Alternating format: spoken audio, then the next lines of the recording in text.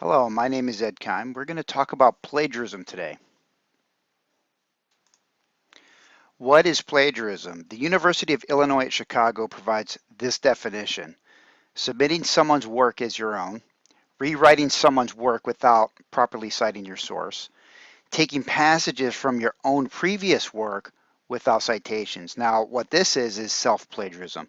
In other words, you can't reuse work that you've previously submitted without properly citing it. Using quotations but not citing the source. Providing proper citations but failing to change the structure and wording of the borrowed ideas enough. This is referred to as paraphrasing. Remember that all work in your assignments and discussions need to be in your own words. Relying too heavily on other people's work and failing to bring original thought into the text. Citing refers to providing credit to the author. This cartoon says it all. Plagiarism, the act of presenting another's work or ideas as your own. Copying and pasting is with the advent of the internet, very easy.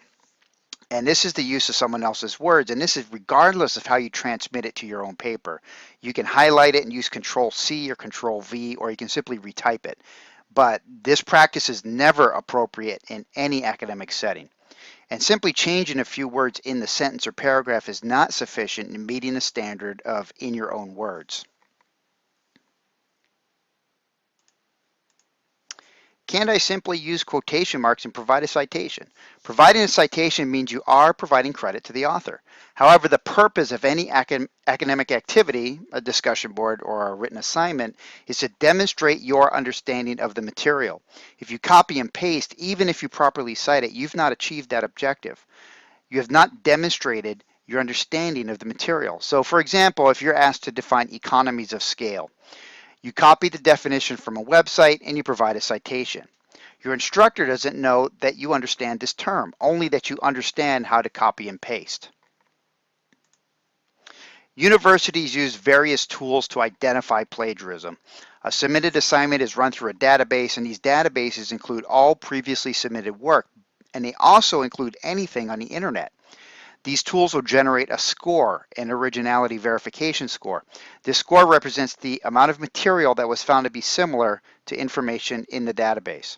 So for example, a 25% score means that 25% of the work has been found in that database. And a couple of the tools are displayed below: Safe Assign by Blackboard and Turnitin. Here we see a Safe Assign report. 100% of the information was plagiarized from the internet. The yellow highlight is the information that was lifted from the internet. And on the right side, you can see a link to the website that it was taken from. This student received an F on the assignment and a letter of warning in his or her file. A subsequent violation may result in an F for the entire course. An expulsion from the university is also a consequence of plagiarism. In this assignment, 78% of the information was plagiarized. Passages were taken from various websites, and you can see different colors highlighted, and on the right side you can see several different links to websites that they were taken from. Below is one of those passages. It says suspected entry 81% match, and if you look at the text that was uploaded in the source with the website address, you can see they're nearly verbatim. Not 100% verbatim, but 81%. The student didn't paraphrase this passage enough to meet the requirement in your own words. Again, work that you submit needs to be written in your own words.